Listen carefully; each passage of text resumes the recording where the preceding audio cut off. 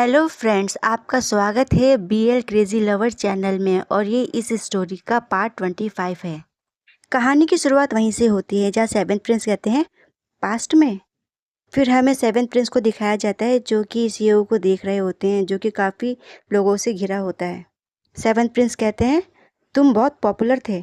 उसे ये जान करके काफ़ी खुशी होती है, उसकी आंखें चमक उठती है और वो कहता है और जानने के लिए और सेवेंथ प्रिंस अपने दिमाग में जोर डाल के सोच रहे होते हैं, पर उन्हें कुछ याद नहीं आ रहा होता। तभी सीईओ उनसे पूछता है, महल के किसी गहरे काले रहस्यों के बारे में? क्या क्या मैं किसी मुसीबत में पड़ गया था, या फिर किसी के साथ मेरे रिश्ते खराब थे?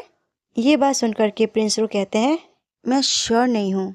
आफ्टर ऑल पहले हमारी आपस में कोई जान पहचान भी नहीं थी। ये बात सुनकर के सीईओ थोड़ा उदास होते हुए कहता है, अच्छा। और मन में कहता है, तो फिर मुझे किससे पूछना चाहिए?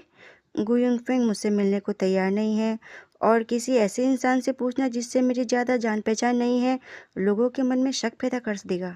रही बात शियोर और शीटू की, तो फिर उन लोगों को दिखाया जाता है जो कि उसकी तारीफ ही कर रहे होते हैं, क्योंकि वो तो उसके बहुत बड़े फ़ैन होते हैं ना। सुएर और शीटू कहते हैं, आप दुनिया के सबसे अच्छे इंसान हैं और हमेशा रहेंगे। भला आपका कोई दुश्मन कैसे हो सकता है? शिव हताश होकर बैठ जाता है। सेवन प्रिंस उसको देखते हुए मन में कहते हैं, क्या उसने पहले हुए जानलेवा हमले की जांच करने के लिए अचानक ये बात पूछी, या फिर वह किसी और मुसीबत में पड़ गया है? सही बात है, अचानक चावी बिना किसी वजह से अचानक गायब हो गया था, इसीलिए उसके साथ पक्का कुछ ना कुछ तो हुआ था।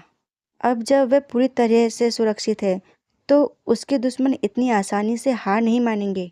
कितना मुसीबत से भरा इंसान है। मैं इसमें दखल नहीं दे सकता, मुझे खुद को इससे दूर करना होगा।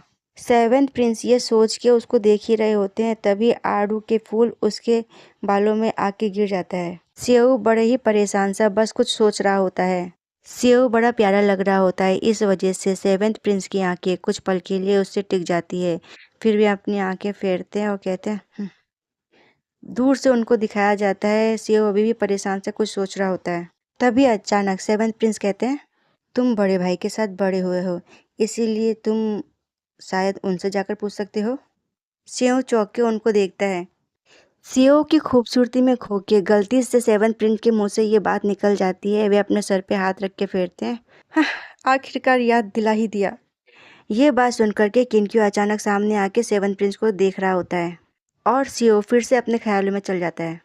बड़े राजकुमार, मैंने सुना तो था कि वो ओरिजिनल के काफ़ी करीब हुआ करते थे।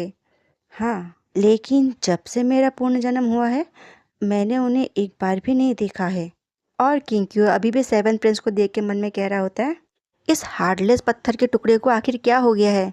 क्या इसका दिल बदल गया है? सीओ को ये बात पता चलने की वजह से काफ़ी खुशी होती है। वह कहता है, थैंक यू मेरी मदद करने के लिए सेवन प्रिंस। और सेवन प्रिंस अपना मुंह फेरते हुए कहते हैं, मैं इसे मदद नहीं कहूँगा।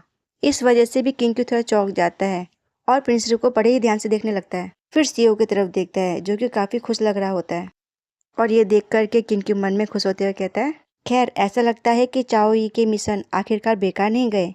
सीओ वापस से हार्ट का सिंबल बनाता है, किंक्यू भी दूसरी तरफ देख रहा होता है। वे गुयुलिंग के बारे में जानकारी ले रहा होता है और मन में कह रहा होता है, हाँ, उनका अफेक्शन बार काफ़ी ऊपर है, ये लगभग गुयुफेंग के बराबर है। उसमें गुयुलिंग के बारे में लिखा होता है, उम्र 21 साल, राजा और रानी के पुत्र, सबसे बड़े राजकुमार, जो कि पूर्व क्राउन प्रिंस भी थे। फिर सीओ कहता है, ठीक है, तो फिर मैं अभी बड़े राजकुमार को ढूंढने जाता हूँ। सेवेंथ प्रिंस उसको बताते हैं, 11 महीने पहले क्राउन प्रिंस गुयुलिंग को उनके खराब आचरण के कारण उनके पद से हटा दिया गया था। उन्हें 1 साल के लिए उनके महल में कैद कर दिया गया था। 1 महीने बाद जब उनकी सजा खत्म होगी तभी उनसे मिला जा सकता है। सीओ चौंक करके सेवन प्रिंस को देख करके कहता है, खराब आचरण की वजह से? और खड़े होते कहता है, उनका पद छीन लिया गया और उन्हें 1 साल के लिए कैद कर दिया गया। आखिर इस दुनिया में ऐसा क्या हुआ था? ये बात सुनने के बाद सेवन प्रिंस कहते हैं, शाही फरमान में बस इतना ही कहा गया था और हमें इस बारे में बात करने की इजाज़त भी नहीं है। सीओ फिर मन में सोचता है, ऐसा लगता है कि बड़े राजकुमार के साथ जो कुछ भी हुआ उसके पीछे भी कई रहस्य छुपे हुए हैं। क्या इसका उस बात से कोई लेना देना है कि असली होस्ट कैसे मरा था? सीन चेंज होता है और एक जगह को दिखाया जाता है। एक टेबल पे काफ़ी खाना सजा हुआ होता है।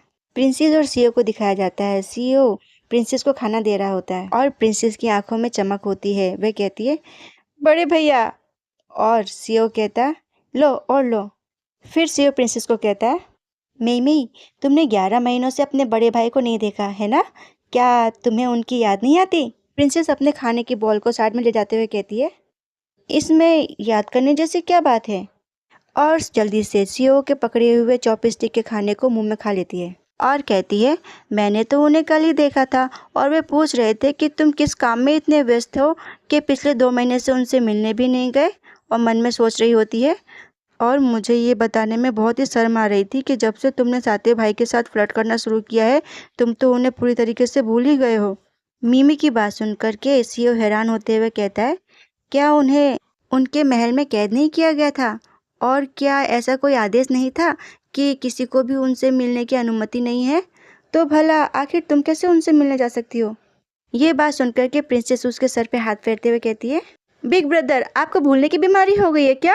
आपने ही तो बड़े भाई के महल में जाने के लिए गुप्त रास्ता बनाने का आदेश दिया था, याद है? सीओ चौंकते हुए कहता है, एक गुप्त रास्ता? सीन चेंज होता है और क्राउन प्रिंस के निवास को दिखाया जाता है। सीओ पत्थर के पीछे से चुपके से उनको देख रहा होता है। क्राउन प्रिंस अकेले बैठे हुए होते हैं।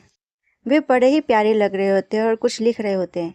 सीओ उनको देखने के बाद मन में कहता है, गु यूलिंग, वे इतनी सुबह सुबह इस गुप्त रास्ते के एग्जिट पर यहाँ क्यों बैठे हैं?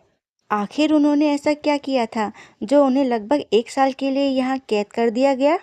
अचानक गु यूलिंग की निगाहें सीओ की तरफ चली जाती है।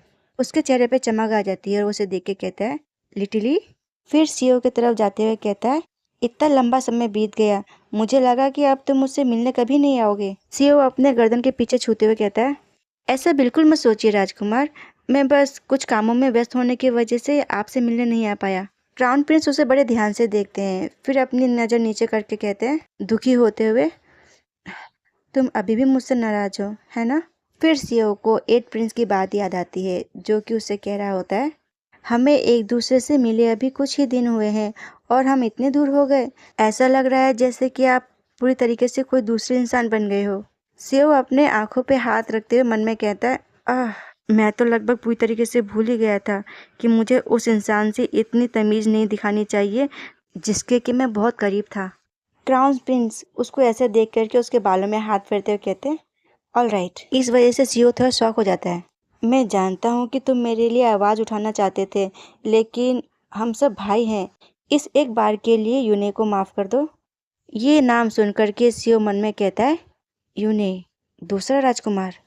यूने ने वास्तव में पिताजी से मेरी पॉकेट मनी आधा करने के लिए कहा था, इसीलिए ये सच है कि मुझे अपने जीवन स्तर को थोड़ा कम करना पड़ा है, लेकिन शुरुआत में गलती मेरी ही थी और वो तो बस इस स्थिति का फैसला कर रहा था। इससे मुझे कोई खास फर्क नहीं पड़ा, लेकिन प्लीज़ अब उससे नाराज़ मत हो। सीईओ को अचानक तीखा दर्द होने लगता है।